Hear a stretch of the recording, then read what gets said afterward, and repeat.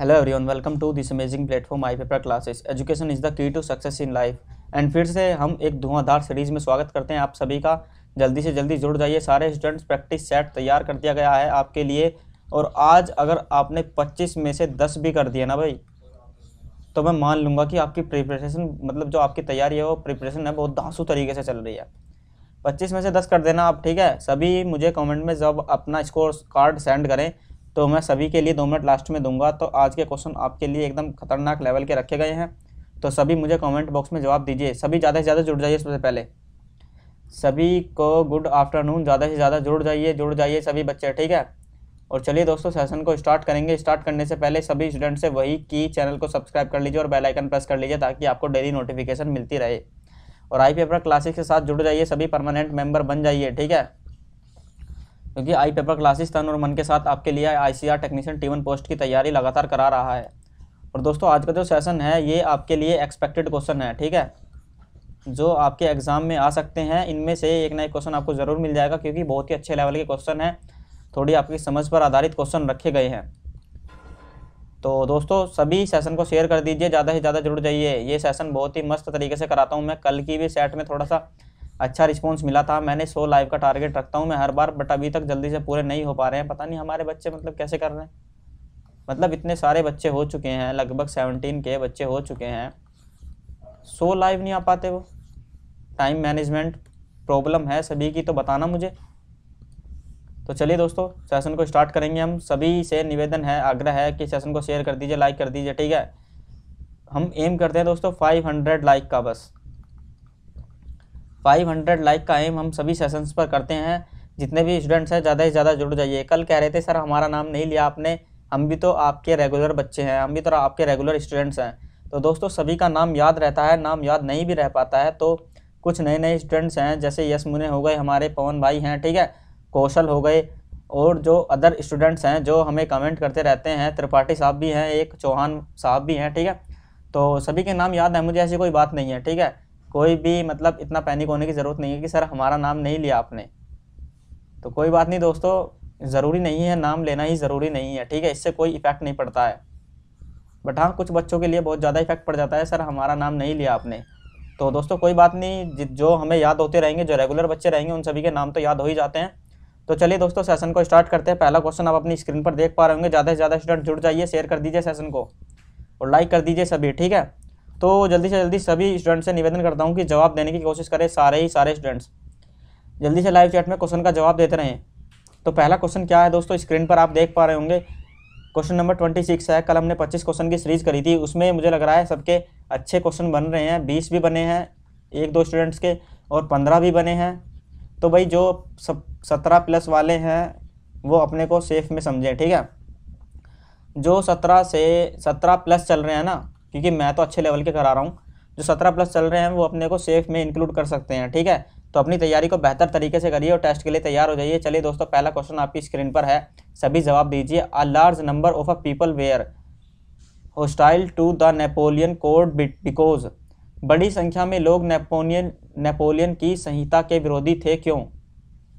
क्या दोस्तों, एक बार हम इसे जूम कर ले क्या थोड़ा सा, अगर आपको नहीं दिख पा रहा है तो हम इसे जूम कर लेंगे भाई, ठीक है। तो रुकिए 1 मिनट, हम इसे थोड़ा सा और जूम करने की कोशिश करते हैं, शायद हुआ थोड़ा बहुत।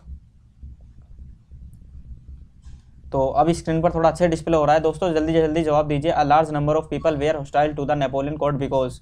बड़ी संख्या में लोग नेपोलियन की संहिता के विरोधी क्यों थे। विरोधी थे क्योंकि, इनमें से कौन सा ऑप्शन हो जाएगा जल्दी बताना। Option number A, it was not suitable for all. It destroyed the special, क्या है दोस्तों, प्रिविलेजेस ऑफ अ रूलर, ठीक है, रूलर्स। मतलब इसने शासकों के विशेषाधिकारियों को नष्ट कर दिया था। राजनीतिक स्वतंत्रता के साथ प्रशासनिक परिवर्तन हाथ से नहीं गए, ठीक है, उपरोक्त में से कोई नहीं। तो क्या दोस्तों इसका राइट आंसर हो जाएगा आपका ऑप्शन नंबर सी, ठीक है। Administrative change did not go hand in hand with political freedom. राजनीतिक स्वतंत्रता के साथ प्रशासनिक परिवर्तन हाथ से नहीं गए, इसलिए इन्हें क्या दोस्तों, नेपोलियन की संहिता के विरोधी थे कौन, बड़ी संख्या में लोग। समझ में आ रहा है दोस्तों, आगे चलें। तो option number C is the right answer of this question. अगला क्वेश्चन की तरफ बढ़ते हैं दोस्तों। दूसरा क्वेश्चन आप अपनी स्क्रीन पर देख पा रहे हैं, question number 27। For the middle class of Europe the most important feature of liberalism was. क्या दोस्तों यूरोप के मध्य वर्ग के लिए उदारवाद की सबसे महत्वपूर्ण विशेषता थी। मध्य वर्ग की बात हो रही है दोस्तों, मध्य वर्ग के बारे में मैंने डिटेल से बताया था आपको। तो इनमें से कौन सा राइट आंसर हो जाएगा? क्या दोस्तों ऑप्शन नंबर ए होगा, बी होगा, सी होगा, डी होगा?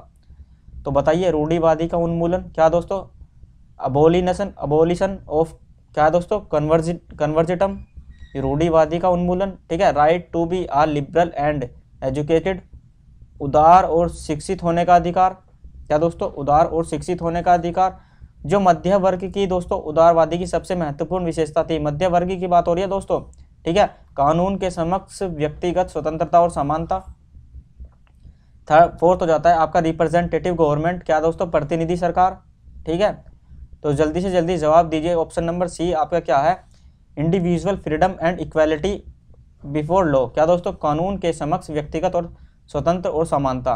तो option number C is the right answer of this question. समझ में आ रहा है? कानून के समक्ष व्यक्तिगत स्वतंत्रता और समानता, individual freedom and equality before law. समझ में आया दोस्तों question? Option number C is the right answer. इसकी पीडीएफ मैं आपको दे दूंगा। क्वेश्चन मुझे अच्छे लगे थे, बहुत ही अच्छे लेवल के क्वेश्चन थे, सारे ही आपके ऐसे ही क्वेश्चन है, ठीक है। तो आज देखते हैं बच्चों की कितनी तैयारी है, 25 में से कौन होगा टॉप, ठीक है। तो चलिए दोस्तों नेक्स्ट क्वेश्चन की तरफ बढ़ें। तो क्वेश्चन नंबर 28 आपकी स्क्रीन पर है, जल्दी से जल्दी जवाब दीजिए। सेशन को शेयर करते रहिए दोस्तों, ज़्यादा से ज़्यादा स्टूडेंट्स के बीच में शेयर करिए। आप आई पेपर क्लासेस को ज़्यादा से ज़्यादा शेयर करिए, ठीक है। आपके व्हाट्सअप होंगे, व्हाट्सअप पे आपके ग्रुप होंगे, जितने भी नए मतलब जो आपके कॉलेज के ग्रुप हों, जितने भी तैयारी प्रिपरेशन के ग्रुप हों, जो एजुकेशन के प्रति अग्रसर हैं, उनके बीच में शेयर करने की कोशिश कीजिएगा सभी के सभी, ठीक है। तो क्वेश्चन नंबर 28 का आंसर दीजिए। Why did the Frankfurt parliament fail to achieve its goal. क्या दोस्तों फ्रैंकफर्ट संसद ने अपने लक्ष्य को प्राप्त करने में विफल क्यों रही। जो फ्रैंकफर्ट संसद थी दोस्तों, पार्लियामेंट थी, वो अपने लक्ष्य को प्राप्त करने में विफल क्यों रही थी। जल्दी से जल्दी बताओ दोस्तों। क्या दोस्तों पहला है ऑप्शन आपका सदस्यता से महिला को बाहर कर दिया गया था दोस्तों। Women were excluded from the membership, ठीक है। Did not have the support the presents, क्या दोस्तों पीसेंट्स, किसानों का समर्थन नहीं था। Option number B. तीसरा आपका हो जाता है दोस्तों केसर विलियम ने ताज स्वीकार करने से इनकार कर दिया था, ठीक है। क्या दोस्तों ताज स्वीकार करने से Kaiser William refused to accept the crown and opposed the assembly, ठीक है। सभा का भी विरोध किया था दोस्तों। ऑप्शन नंबर डी क्या हो जाता है? नन ऑफ द अबव, उपरोक्त में से कोई नहीं। जल्दी से जल्दी जवाब दीजिए दोस्तों। तो इसका राइट आंसर हो जाएगा दोस्तों क्वेश्चन नंबर 28 का यही हो जाएगा, ऑप्शन नंबर सी ही। Kaiser William refused to accept the crown and opposed the assembly. Kaiser William ने ताज स्वीकार करने से इनकार कर दिया था और सभा का भी विरोध किया था दोस्तों। कौन सी सभा थी? फ्रैंकफर्ट संसद, फ्रैंकफर्ट पार्लियामेंट के बारे में मैंने आपको प्रीवियस ईयर नोट्स में लिखा रखा है, ठीक है। तो चलिए दोस्तों आगे बढ़ते हैं। क्वेश्चन नंबर 28 हो गया। Question number 29। कोई क्वेश्चन ऐसे भी लग सकते हैं कि आपने पहली बार देखे स्क्रीन पर, तो घबराने वाली बात नहीं है दोस्तों, स्टैंडर्ड लेवल के कुछ क्वेश्चन होते हैं, ठीक है। तो क्वेश्चन नंबर 29 हो जाएगा दोस्तों। Nationalism which emerged as a force in the late 19th century means. क्या दोस्तों राष्ट्रवाद जो 19वीं शताब्दी के अंत में एक शक्ति के रूप में उभरा का अर्थ क्या है। राष्ट्रवाद के मैंने कुछ पॉइंट लिखाए थे दोस्तों, राष्ट्रवाद क्यों उभरा। तो अब अपनी एजुकेशन को चेक कर लीजिए, जल्दी से जल्दी जवाब दीजिए कौन सा राइट आंसर हो जाएगा दोस्तों, ठीक है। Option number A is the, क्या दोस्तों ऑप्शन नंबर ए होगा स्ट्रॉन्ग, क्या दोस्तों deviation for one's own country and it's history and culture. अपने देश और उसके इतिहास और संस्कृति के लिए मजबूत भविष्य या मजबूत भक्ति। अपने, एक मिनट रुकना, हाईलाइटर आ जा भाई। अपने देश और उसके इतिहास और संस्कृति के लिए मजबूत भक्ति, क्या ये होगा। दूसरा होगा अन्य राष्ट्रों के लिए प्रशंसा के बिना अपने देश के लिए मजबूत भक्ति। तीसरा क्या होगा दोस्तों strong love for one's own country and hate, क्या दोस्तों हेटेड अदर फॉर अदर्स। क्या दोस्तों अपने देशों के लिए मजबूत प्यार करना और दूसरों के लिए नफरत करना। राष्ट्रवाद के निर्माण के लिए दोस्तों, राष्ट्रवाद जब शब्द उभरा था, क्यों उभर के आया था, क्यों ज़्यादा आपका पॉपुलर हुआ था? क्या दोस्तों? Equally strong deviation for all the countries of the world, दुनिया के सभी देशों के लिए समान रूप से मजबूत भक्ति। तो इसका option number C is the right answer of this question, क्योंकि दोस्तों अपने देश से प्यार करना और दूसरे देश को प्रति नफरत होना, यही मतलब एक तरह से राष्ट्रवाद की निर्माण का कारण था। ठीक है, option number C is the right answer of this question. Question number 30 आपकी स्क्रीन पर है। क्या दोस्तों? यूटोपियन सोसाइटी इज एक यूटोपियन सोसाइटी है। यूटोपियन सोसाइटी क्या है दोस्तों? इसके बारे में मैंने आपको लिखा चुका हूँ, जल्दी से जल्दी जवाब दीजिए। क्वेश्चन नंबर 30 का क्या हो जाएगा आंसर? क्या दोस्तों? जल्दी से जल्दी जवाब दीजिए सभी। एक उदार राजशाही के तहत एक समाज था। ठीक है, एक ऐसा समाज जिसके कभी अस्तित्व में होने की संभावना नहीं है। क्या दोस्तों? क्या दोस्तों? A society that I unlikely to ever exist. ठीक है, a society under the control of a chosen few wise man, कुछ चुने हुए बुद्धिमान पुरुषों का नियंत्रण में एक समाज। क्या दोस्तों? फोर्थ है आपका संसदीय लोकतंत्र के तहत एक समाज, अ सोसाइटी अंडर पार्लियामेंट डेमोक्रेसी। तो इसका राइट आंसर जवाब दीजिए दोस्तों। जवाब ऐसे देना है, ठीक है, लास्ट में नीचे इनमें से जवाब देना है आपको। इनमें से ये जो आपके हैं, ऑप्शन नंबर ए में 1 व 2 दोनों दिए हैं, ऑप्शन नंबर बी में 2 व 3 है, ऑप्शन नंबर सी में आपका second only, option number D में थर्ड ओनली। तो ये बहुत ही अच्छे लेवल का क्वेश्चन हो गया ना भाई। तो जवाब दीजिए सभी। तो इसका राइट आंसर हो जाएगा दोस्तों आपका 1 व 2 दोनों। ठीक है, option number A is the right answer of this question. ठीक है, एक उदार राजशाही के तहत एक समाज था। क्या दोस्तों? यूटोपियन सोसाइटी, और एक ऐसा समाज था जिसके कभी अस्तित्व में आने की कोई संभावना नहीं थी। ठीक है, क्वेश्चन नंबर 33 आपका स्क्रीन पर आ गया है, जल्दी से जल्दी जवाब दीजिए। Pick out the correct definition to define the term plebiscite. क्या दोस्तों? प्लेबिस्केट। ठीक है, जनमत संग्रह शब्द को परिभाषित करने के लिए एक सही परिभाषा का चुनाव कीजिए। तो चुनाव करने की कोशिश कीजिए सभी, जल्दी से जल्दी। ऑप्शन नंबर ए क्या है दोस्तों? क्या है? जनमत संग्रह के एक प्रत्यक्ष वोट है जिसके द्वारा किसी क्षेत्र की केवल महिला सदस्यों को एक प्रस्ताव को स्वीकार या अस्वीकार करने के लिए कहा जाता है।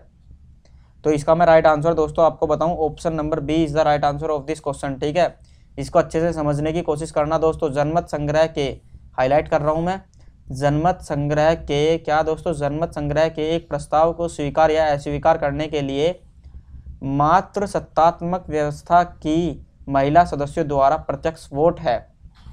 समझ में आया दोस्तों? इंग्लिश वाला थोड़ा सा इंक्लूड हो चुका है, मर्ज हो चुका है ऊपर वाले में, इसलिए हिंदी वाला पढ़ दिया है। जनमत संग्रह एक प्रस्ताव को स्वीकार या अस्वीकार करने के लिए मात्र सत्तात्मक व्यवस्था की महिला सदस्यों द्वारा प्रत्यक्ष वोट है, डायरेक्ट वोट है। क्या दोस्तों?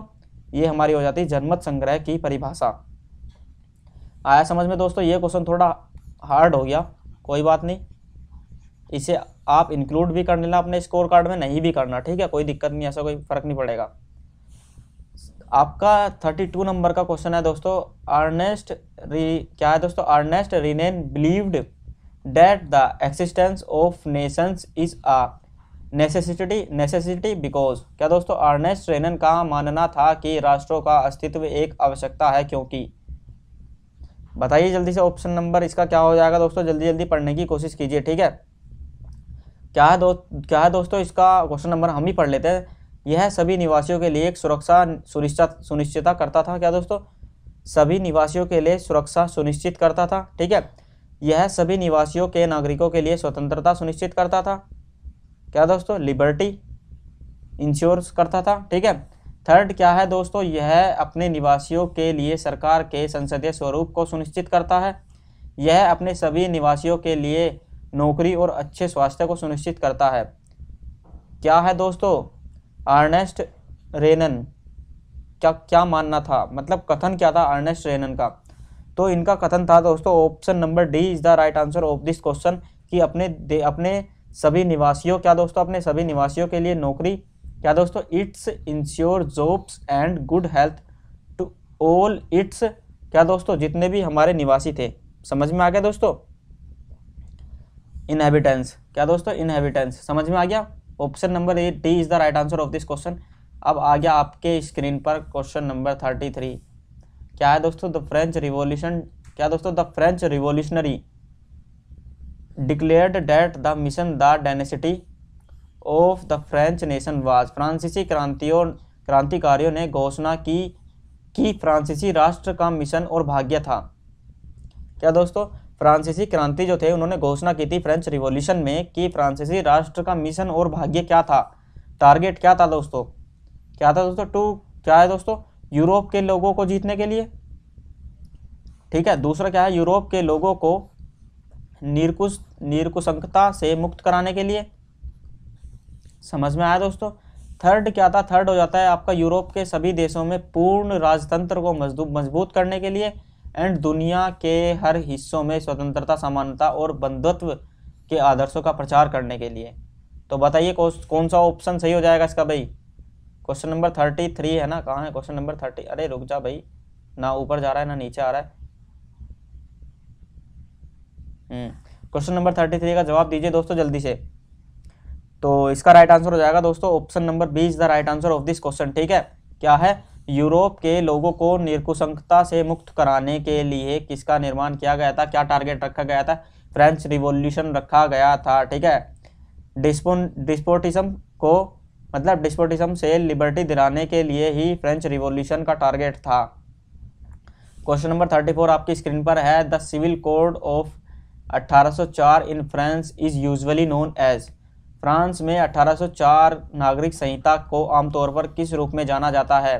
क्या है दोस्तों? The French revolutionary code, Napoleonic code, European imperial code, the French civil code. तो कौन सा हो जाएगा दोस्तों इसका? 1804 की बात हो रही है। 1804 का इन फ्रांस का जो सिविल कोड था वो क्या था दोस्तों? उसे किस रूप में जाना जाता था? क्वेश्चन नंबर 34 का आंसर हो जाएगा ऑप्शन नंबर बी। क्या दोस्तों? नेपोलियन कोड, ठीक है। नेपोलियन कोड याद रखना दोस्तों। क्वेश्चन नंबर 35 आपकी स्क्रीन पर है, जवाब देने की कोशिश कीजिए। क्या है दोस्तों? जल्दी से जल्दी बताइए। The liberal nationalism stands for. उदार राष्ट्रवाद का अर्थ है, उदार राष्ट्रवाद का अर्थ है। क्वेश्चन नंबर 35 आपकी स्क्रीन पर है, बताइए। व्यक्ति के लिए स्वतंत्रता और कानून के समक्ष समानता। क्या दोस्तों? Freedom for the individual and equality before law. जल्दी से जल्दी जवाब दीजिए दोस्तों। दूसरा क्या है दोस्तों? निरकुशंकता और लिपिक विशेषाधिकारों का संरक्षण। थर्ड क्या है? समाज के केवल पुरुष सदस्यों के लिए स्वतंत्रता और कानून के समक्ष समानता। क्या है दोस्तों? Freedom for only male members of society and equality before law, ठीक है। डी ऑप्शन है आपका freedom only for senior citizens. तो इसका राइट आंसर क्या हो जाएगा दोस्तों? 35 का राइट आंसर हो जाएगा आपका option number B is the right answer of this question, ठीक है। निरकुशंकता और लिपिक विशेषाधिकारों का संरक्षण करना ही क्या है? उदार राष्ट्रवाद कहलाता था। क्वेश्चन नंबर 36 आपकी स्क्रीन पर है। The term universal suffrage means. क्या दोस्तों? सार्वभौमिक मताधिकार शब्द का अर्थ क्या है? जल्दी बताइए। देखते हैं आज किसके नंबर बनते हैं। क्या दोस्तों? वोट देने और निर्वाचित होने का अधिकार केवल पुरुषों को दिया गया। सभी वयस्कों को वोट देने का अधिकार दिया गया। वोट देने और निर्वाचित होने का अधिकार विशेष रूप से संपत्ति के मालिक पुरुषों को दिया गया। वोट देने और निर्वाचित होने का अधिकार केवल शिक्षित पुरुषों और महिलाओं को दिया गया। सार्वभौमिक मताधिकार शब्द का अर्थ बताना है आपको। तो क्वेश्चन नंबर 36 का आंसर क्या हो जाएगा दोस्तों? केवल पुरुषों को दिया गया था, ठीक है। वोट और निर्वाचित होने का अधिकार केवल पुरुषों को दिया गया था। समझ में आ गया? क्वेश्चन नंबर 36 हो गया। क्वेश्चन नंबर 37 आपकी स्क्रीन पर है, जल्दी से जल्दी बताइए। Question number 37, which of the following is not a feature of, क्या है? Belief of convergism. क्या है दोस्तों? निम्नलिखित में से कौन रूढ़िवादी की विशेषता या मान्यता नहीं है? निम्नलिखित में से कौन सी रूढ़िवादी की विशेषता या मान्यता नहीं है? क्या हो जाएगा दोस्तों? रूढ़िवादी। पढ़ लेते हैं ऑप्शन। रूढ़िवादी क्या था दोस्तों? राज्य और नीति के क्या दोस्तों? राज्य और नीति के स्थापित पारंपरिक संस्थानों में विश्वास करते थे। परंपरावादियों ने परंपरा के महत्व पर जोर दिया और क्या दोस्तों? त्वरित परिवर्तन के लिए क्रमिक विकास को प्राथमिकता दी। तीसरा क्या हो जाएगा? परंपरावादियों ने पूर्ण क्रांतिकारी दिनों के समाज में दिनों के समाज में लौटने का प्रस्ताव रखा और राजशाही को मजबूत करने के लिए आधुनिकीकरण के विचारों के खिलाफ थे। फोर्थ ऑप्शन हो जाएगा आपका रूढ़िवादी राजशाही, चर्च और अन्य सामाजिक पदानुक्रमों में विश्वास करते थे। किसके बारे में पूछ रहा है दोस्तों? रूढ़िवादी के बारे में विशेषता और मान्यता नहीं थी। इसमें से कौन सा नहीं था ये बताना है आपको। तो 37वें का आंसर हो जाएगा दोस्तों option number B is the right answer of this question. ठीक है, ये गलत हो जाएगा आपका कि परंपरावादियों ने पूर्ण क्रांतिकारी दिनों के समाज में लौटने का प्रस्ताव रखा और राजशाही को मजबूत करने के लिए आधुनिकीकरण के विचारों के खिलाफ थे।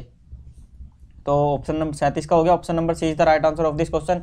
आगे आप क्या है? तो आगे आप क्या है? Question number 38, the treaty of recognised Greek as an independent nation, मतलब कौन सी संधि, मतलब क्या है दोस्तों? डैश की संधि ने ग्रीस को एक स्वतंत्र राष्ट्र के रूप में मान्यता दी। निम्नलिखित में से कौन सी संधि ने ग्रीस को एक स्वतंत्र राष्ट्र के रूप में मान्यता दी थी? तो कौन सा हो जाएगा दोस्तों? जल्दी से जल्दी बताइए, ये क्वेश्चन तो आपके लिए इजी हो जाता है। क्वेश्चन नंबर 38 बताइए दोस्तों। क्या दोस्तों? वर्साई की संधि 1814। भाई वर्साई की संधि ने, ठीक है, याद रखना वर्साई की संधि, वर्साई वर्साई वर्साई। ठीक है, नेक्स्ट क्लास आपकी आने वाली है, बहुत ही मोस्ट इंपोर्टेंट आने वाली है, सभी आ जाना क्लास में। 2:15 पर होगी भाई क्लास, ठीक है, और बहुत ही धमाकेदार क्लास होगी। फर्स्ट वर्ल्ड वॉर के बारे में आज आपका डिस्कस होगा। क्या दोस्तों? फर्स्ट वर्ल्ड वॉर, धमाकेदार तो चला ही गया, डूब गया धमाकेदार। ठीक है, फर्स्ट वर्ल्ड वॉर के बारे में आज आपकी क्लास होगी, सभी आ जाना, जितने भी स्टूडेंट्स हैं सारे के सारे। और इतने अच्छे तरीके से कराऊंगा दोस्तों, एकदम ऐसे तरीके से कराऊंगा कि आपको मज़ा आ जाएगा एकदम, और कहीं से पढ़ने की ज़रूरत नहीं पड़ेगी मेरे हिसाब से। ठीक है, तो क्वेश्चन नंबर 39 की तरफ बढ़ते हैं, जल्दी से जल्दी क्लास को ख़त्म करते हैं। क्या है दोस्तों? 3 wars over 7 years with Austria, Denmark, Germany and France ended in. Austria, Denmark, Germany और फ्रांस के साथ 7 वर्षों में 3 युद्ध समाप्त हुए। क्या है दोस्तों? किस किस थे दोस्तों? डेनिश विक्ट्री थी, पर्शियन विक्ट्री थी, फ्रेंच विक्ट्री थी, जर्मन विक्ट्री थी। इनमें से कौन सा हो जाएगा? जल्दी से जल्दी बताइए दोस्तों, इनमें से कौन कौन सा था, इनमें से कौन सा हो जाएगा? क्वेश्चन नंबर 39 है, option number B is the right answer. Persia की जीत हुई थी। ठीक है, पर्शिया की जीत, 7 वर्षों में युद्ध समाप्त हुआ था तब। क्या है दोस्तों? 7 वर्षों में 3 युद्ध समाप्त हुए थे, तो पर्शिया की जीत थी। आगे चलते हैं, क्वेश्चन नंबर 14 आपकी स्क्रीन पर है, जल्दी से जल्दी जवाब दीजिए। हु वाज, क्या है दोस्तों? Proclaimed the emperor of Germany in 1871। 1871 में जर्मनी का सम्राट किसे घोषित किया गया? ये तो इजी क्वेश्चन हो जाते हैं दोस्तों। 1871 में जर्मनी का सम्राट किसे घोषित किया गया? क्वेश्चन नंबर 40 का राइट आंसर हो जाएगा option number B is the right answer, Victor Emmanuel second. Victor Emmanuel, ठीक है, याद रखना, बहुत अच्छे तरीके से बताया है विक्टर इमैनुअल के बारे में।